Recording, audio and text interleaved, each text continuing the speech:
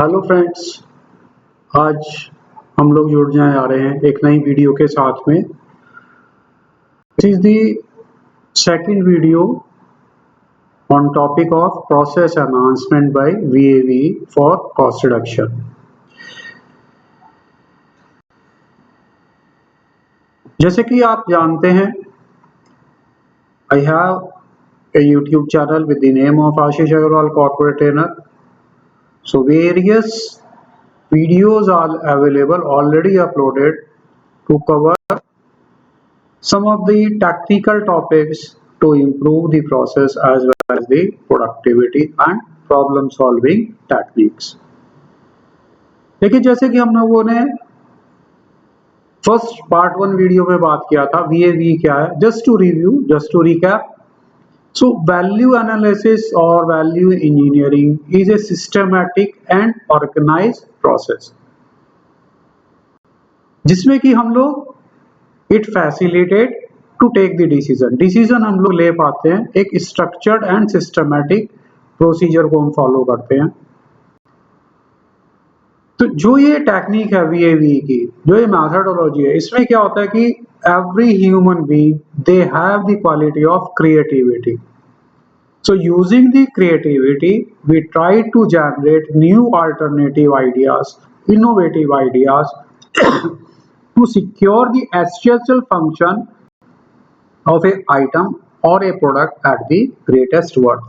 Value उसकी ज्यादा से ज्यादा हो, वर्थ इज द वैल्यू, जिसको कि हम VAV की लैंग्वेज में वैल्यू बोलते हैं।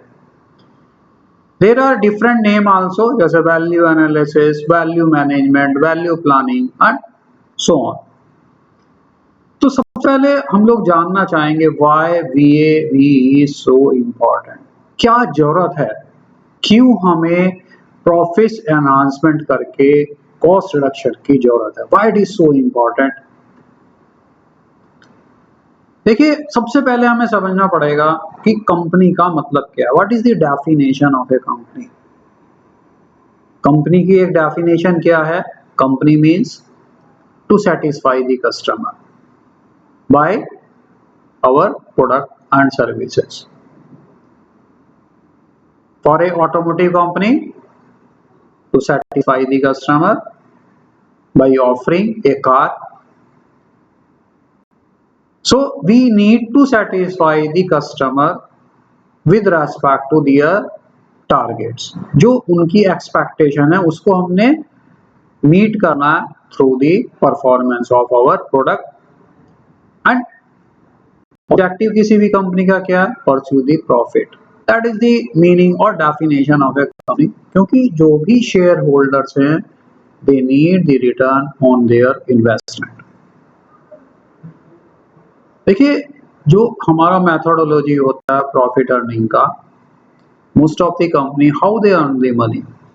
अक्सर जो एक फंडामेंटल मॉडल है, कंपनीज जो हैं, जो भी मैन्युफैक्चरिंग में, दे मेक ए प्रोडक्ट, एक प्रोडक्ट को बनाते हैं and they determine how much it cost to make the product. मतलब क्या है कि कॉस्ट ऑफ मैन्युफैक्चरिंग क्या होगी, they estimate and now they add a additional cost, जिसको कि हम लोग मार्जिन मनी भी बोलते हैं। So they add an additional cost on top of cost of manufacturing. Now it become the selling price of the product to the customer, to the public। So additional earning, जिसको कि हम margin money बोल रहे थे, which is earned beyond the cost of the manufacturing is profit। देखिए, normally क्या होता है, कंपनीज का जो फार्मूला है, first of all they decide manufacturing cost, then add the profit margin and this is the cost of the product. This is the fundamental model almost every company they are using. वो अपने operation को इस तरीके से structure करते हैं जिससे company profit earn कर सके। So I think you will be agree, this is the model being followed by each and every or most of the companies. लेकिन जो हमने ये कॉस्ट निकाली है, प्रोडक्ट की कॉस्ट, सेलिंग प्राइस, अगर इस प्राइस के ऊपर अगर हमारा प्रोडक्ट नहीं बिक पा रहा है, if you are not able to sell this product in sufficient quantity, जिस कैपेसिटी को प्लान करके हमने अपनी फैसिलिटीज को इंस्टॉल किया है, अगर हम लोग अपनी कैपेसिटी को 100% यूटिलाइज नहीं कर पा रहे हैं, then that is a big question mark. So as per the AG Toyoda, he is one of the founder of Toyota Motor Company. Even if built an idle car, एक हम super car बनाते हैं जो customer को पसंद आ रही है, आएगी, but we are not able to sell it. We couldn't sell it, so it would be worthless. देखिए किसी भी कार को जब आप डेवलप कर रहे हैं, डेवलपमेंट, R&D का कॉस्ट, प्रोक्योरमेंट कॉस्ट, बहुत सारी कॉस्ट उसमें इन्वॉल्व हो जाती हैं, तो कंपनी क्या होगा, लॉस में चली जाएगी। अगर कोई भी हम ऐसी कार बनाएं, ऐसी कार को तैयार करें, डेवलप करें, तो company would go broke. So what is the solution? Toyota क्या कहता है? Toyota says that what must be determine, सबसे पहले हमने क्या चीज को एस्टैब्लिश करना है कि हमारा प्रोडक्ट किस प्राइस के ऊपर sufficient quantity in volumes, large volume, at what price the product will sell sufficiently in the market. Then what is to be decided? The first thing is हमने अपने प्रोडक्ट की कॉस्ट को जानना है जिसके ऊपर कस्टमर खरीदेंगे इन लार्ज क्वांटिटी। देन हमने मैन्युफैक्चरिंग कॉस्ट को माइनस करके, by subtracting the manufacturing cost, the company need to the profit margin. So this is one of the very famous concept of Toyota Motor Company. So what they do in Toyota to achieve the profit and company sustainability, manufacturing costs required to be reduced, because now we are in a competitive market, the price is decided by the customer. तो हमें क्या करना पड़ेगा, हमें manufacturing cost को कम करना पड़ेगा जिससे कि हम प्रॉफिट को अर्न कर पाए। Please remember this thing. Normally जैसे कि हम लोग we are in engineering company, we are in manufacturing, हमारा सारा फोकस कहाँ पे रहता है, नंबर गेम पे, only making the product in desired quantity. So this is very important part. Unless until we reduce the cost of manufacturing, a company cannot sustain the profit. So देखिए यहाँ पर आप दो मॉडल देख रहे हैं, first one and second one. We need to shift second model. So what are the different ways to increase the profit? कोई भी कंपनी कैसे अपनी प्रॉफिट को इंक्रीज कर सकती है? One way is increase the sales price. अगर हम अपने प्रोडक्ट का सेल्स प्राइस बढ़ा दें। दूसरा कॉन्सेप्ट क्या हो सकता है, if we increase the volume, एक पार्ट के ऊपर हमें एक्स अमाउंट का प्रॉफिट है, जितने ज्यादा हम पार्ट बेचेंगे उतना ज्यादा हमारा प्रॉफिट बढ़ जाएगा। और तीसरा तरीका क्या है, the third one, lower the cost of manufacturing. तो हम इन तीनों अप्रोचेस को बात करेंगे in detail, we are going to discuss in detail. जब हम लोग इंक्रीज की बात करते हैं, सेल्स प्राइस इंक्रीज की, other competitors are there nowadays, we need to compete with global suppliers,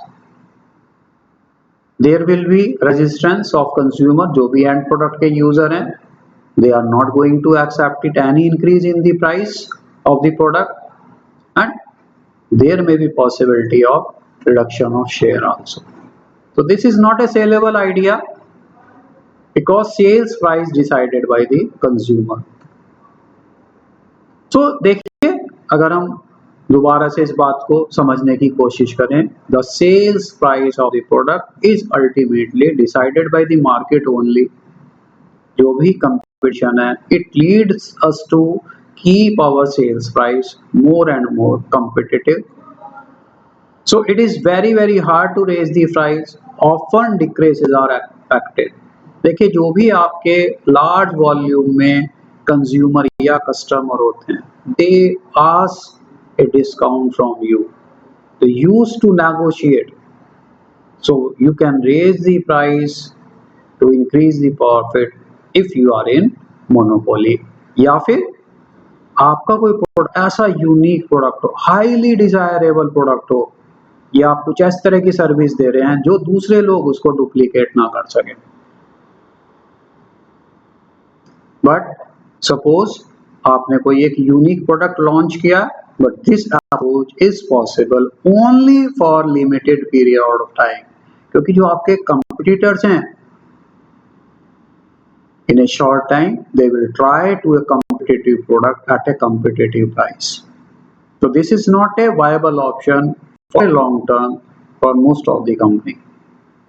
अब देखिए हम दूसरी अप्रोच की बात करते हैं. अगर हम अपने वॉल्यूम को बढ़ाना चाहें टू इंक्रीज द प्रॉफिट, तो जैसे हम वॉल्यूम बढ़ाने की बात कर रहे हैं, up to some extent if we extra effort by marketing, उसके लिए एक कंडीशन आ जाती है to hit the peak of the demand. Peak पे हम चले जाते हैं, उसके लिए हमें क्या करना पड़ेगा? We need to do some investment in selling the volume. ज्यादा से ज्यादा हमें dealer, salesman, sales outlet, distributors की ज्यादा जरूरत होगी. We to promote the sale we have to provide more incentive to the distributors, dealers. We need to offer sometime discount also to increase the sales volume. So there is a balance between investment and profit. Company कितना marketing का budget provide करती है, कितना volume को बढ़ा पाएगी, कितना उसका प्रॉफिट के ऊपर इफेक्ट आएगा. So this is also not a viable option. देखिए, if you want to sell more number of unit in the market, two conditions are apply. One is there is a limit to our ability to produce in the short term. बहुत बार क्या होता है, even you are getting the order from the customer, temporarily आपको high volume का order मिल रहा है, but you have the limitation, production capacity. जो आपके पास इक्विपमेंट है, जो आपके पास मशीन है, जो आपके पास लाइन है, जो आपको और पार्ट सप्लाई कर रहे हैं, जो आपके सब सप्लायर हैं, बिकॉज आप लोग एकदम से overnight you can not raise your capacity multiple time. And the second factor is in the long term again we can not control the market unless until we have a very special features in our product, जिससे कि हमारे competitor हैं, they are not able to or they may not be able to provide those feature. तो हम लोग market में volume को control नहीं कर सकते हैं. There are so many speed breakers in the way. Now the third approach is decrease the cost of manufacturing. Decrease cost का क्या मतलब है? To decrease the cost of manufacturing to increase the profit. So this is the most reliable approach, जहां पर कि हमें कोई खतरा नहीं है. There is no risk involve in this process. तो हमें क्या करना पड़ेगा? We need to alter our manufacturing process, production method to reduce the cost of manufacturing by using our resources. जो भी हमारे रिसोर्सेज हैं, machine, equipment, material, parts, labour, everything, only produce what is necessary. कोई हमने vestiges को generate नहीं करनी है.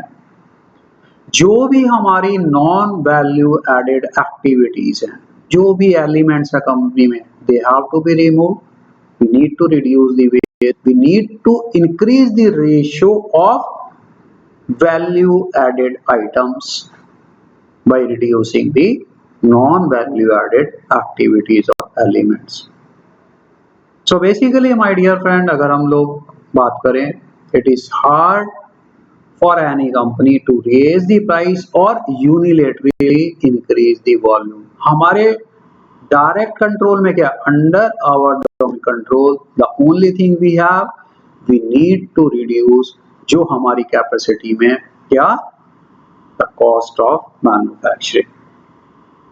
So basically, to obtain a profit, to sustain the profit, to increase the profit, equal efforts are required from management as well as the employees of the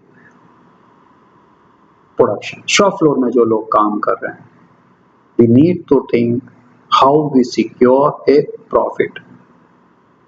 देखिए, अगर हम profit के डिफरेंट कंपोनेंट्स की बात करें, there are three components of the profit. One is sales volume, another one is sales price and third one is cost of manufacturing.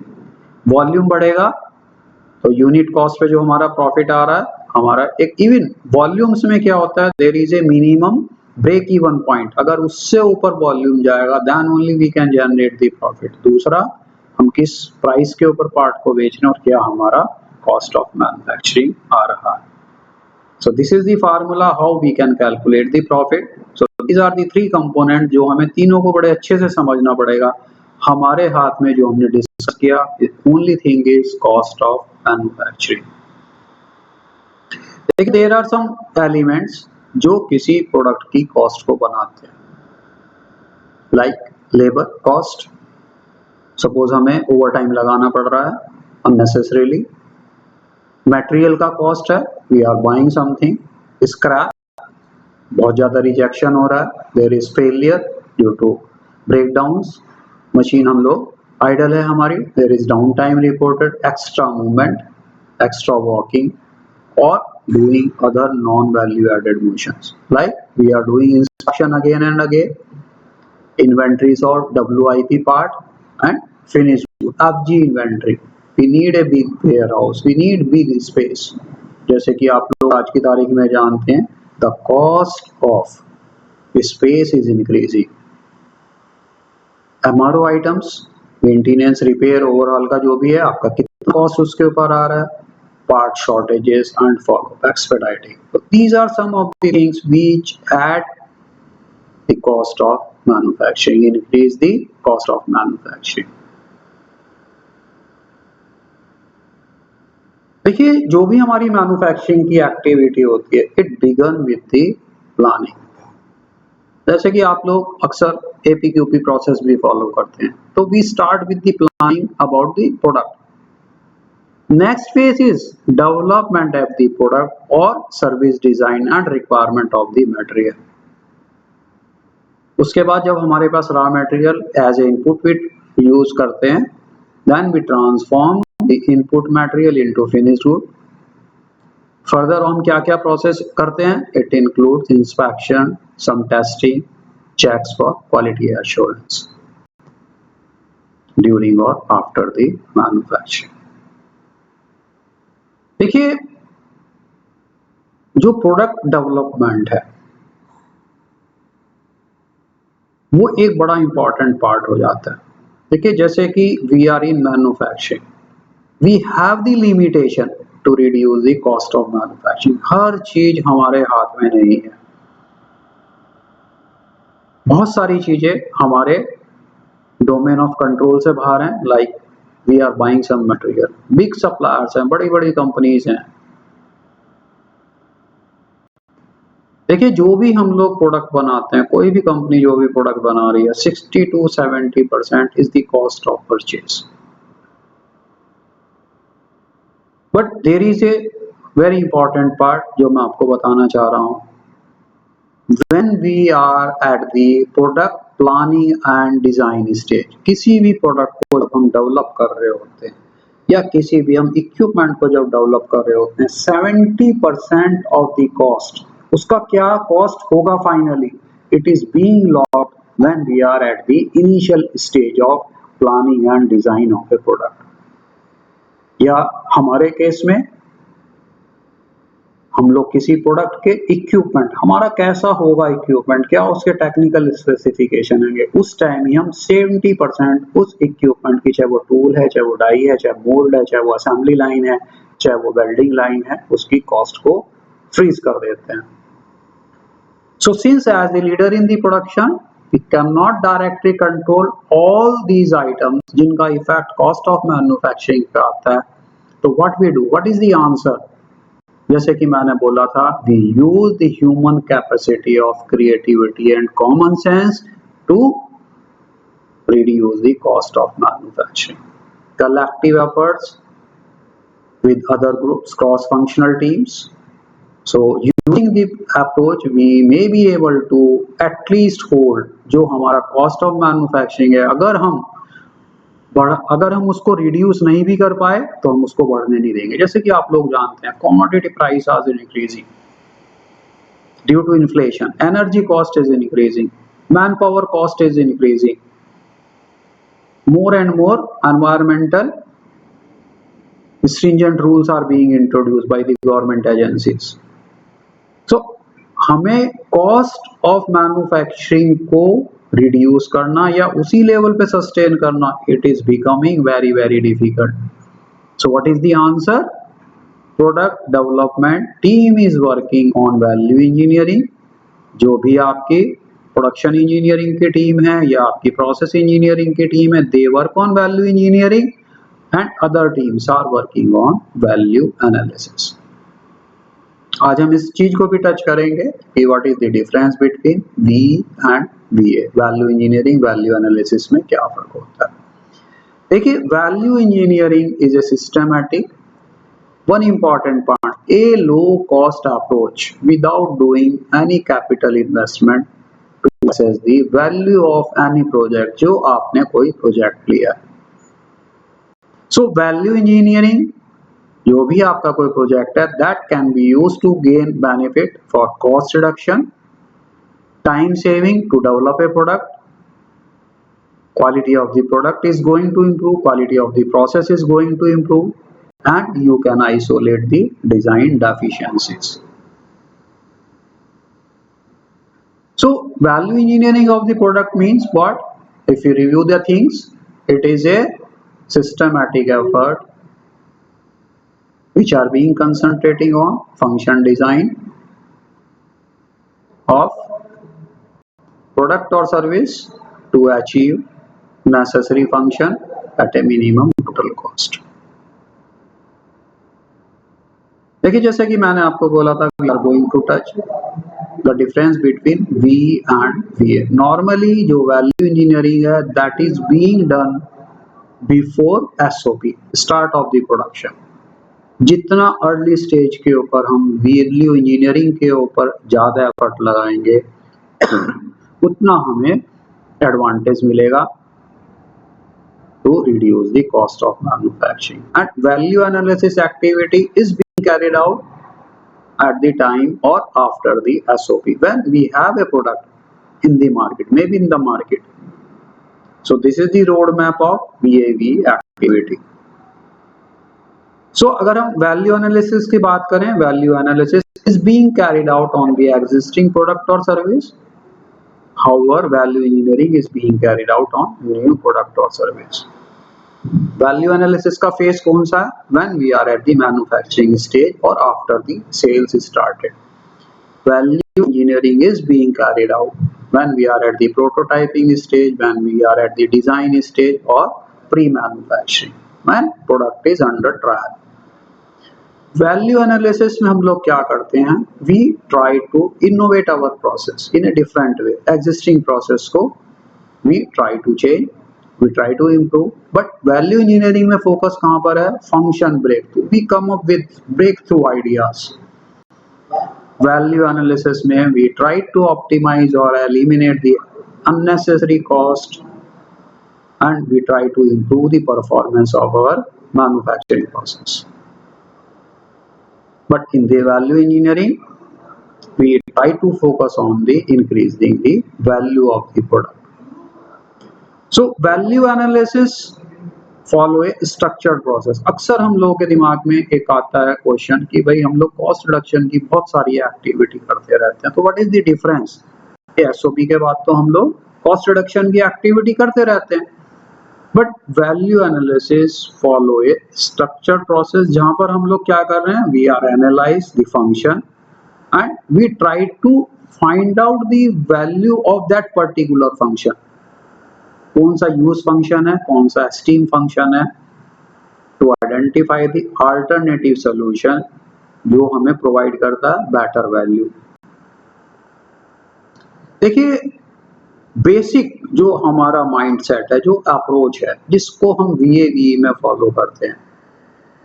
VAVE process primarily ये recognise करता है, ये मानता है there are multiple solution to every real world problem. May be हमारे पास idea नहीं है, बट जिस दिन हमारे पास आइडिया आ जाता है तो वो प्रॉब्लम सॉल्व हो जाती है। अगर हम लोग एक structure multi face process design करें to generate creative alternative solution, definitely we can come up with better idea, better solution for doing the improvement activity. देखिए, जैसे मैंने बोला था, अक्सर एक लोगों का दिमाग में सवाल आता है कि भाई हम लोग SOP के बाद में कॉस्ट रिडक्शन की एक्टिविटी तो करते ही रहते हैं मैन्युफैक्चरिंग कॉस्ट को कम करने के लिए, बट माय डियर फ्रेंड, जब हम कॉस्ट रिडक्शन की बात करते हैं, it is a item oriented exercise. इसमें हम लोगों का जो पास्ट एक्सपीरियंस होता है, जो हमारा पास्ट एनालिटिकल प्रोसेस है, वो उसको लेके हम इस कॉस्ट रिडक्शन एक्टिविटी की अप्रोच को रखते हैं। Sometime to justify our idea we tend to compromise with the quality and reliability.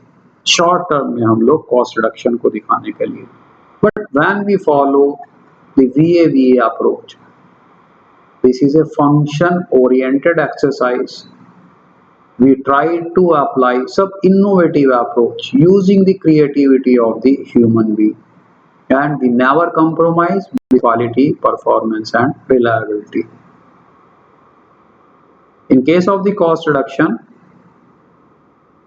ideas are convergent in nature. However, in VAVE, divergent ideas to be generated. Cost reduction में approaches arbitrary ad hoc, मैंने ऐसे बोला, ऐसे कर देता हूँ, मेरे को ऐसे ठीक लगता है, but in the VAVE process it is a systematic step by step process, well defined process. It is one type of management tool. कैसे हमने उसको यूज करना है विद ए प्रॉपर शेड्यूल। जब हम लोग कॉस्ट रिडक्शन की बात करते हैं तो ये जरूरी नहीं है नॉर्मल कॉस्ट प्रोडक्शन प्रोसेस में कि वैल्यू इंक्रीज होगी, but when we go with the VAVE process it is confirm कि जो भी हमारा प्रोडक्ट है उसकी वैल्यू जरूर बढ़ेगी। देखिए, कोई भी हमारा कस्टमर होते हैं जो OEMs हैं, they have a mechanism of supplier rating. Annually they assess, they give the rating to the supplier. Normally जो सप्लायर्स की रेटिंग होती है, सबसे पहला जो कस्टमर जो OEMs है, किसको सबसे ज्यादा वेटेज देते हैं? They give maximum weightage to the quality, और क्वालिटी के बाद जो सबसे इंपॉर्टेंट फैक्टर है that is the cost reduction. Remaining things are far far behind then these two factors, quality and cost reduction. So इस rating के base पे different type of awards are being awarded. मान लीजिए कोई भी annual meetings होती हैं, they define future business also, क्या नया बिजनेस दिया जाएगा, it decide share of business, it decide improvements, new project, new technical collaboration, new responsibility assigned to the vendors. So cost reduction is having the, अगर हम एक rough matrix की बात करें तो weightage wise cost reduction is very important. The cost of the product is very important after the quality for selling the product in large volume to sustain the volumes, almost 35% weightage.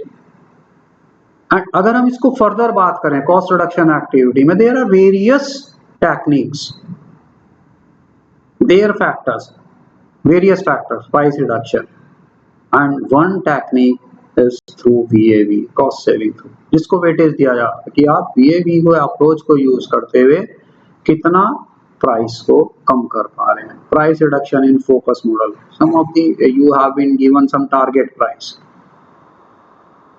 So VAVE is a very concept. अगर हम बात करें with the perspective of the customer, क्योंकि customer को क्या चाहिए, quality के साथ चाहिए, quality at the economic cost, quality at the bare minimum cost. So my dear friend, आज के लिए VAVE टॉपिक के लिए इतना ही मैं आप लोगों को बता पाऊंगा। अब इससे अगले जो वीडियो होगी VAVE की, उसमें हम लोग बात करेंगे जो हमारे VAVE का जो स्ट्रक्चर्ड प्रोसेस है उसमें क्या डिफरेंट फेसेस होते हैं, एंड जो उसके डिफरेंट फेसेस होते हैं उनमें हम क्या क्या एक्टिविटीज को करते हैं। So please wait for new video on VAVE।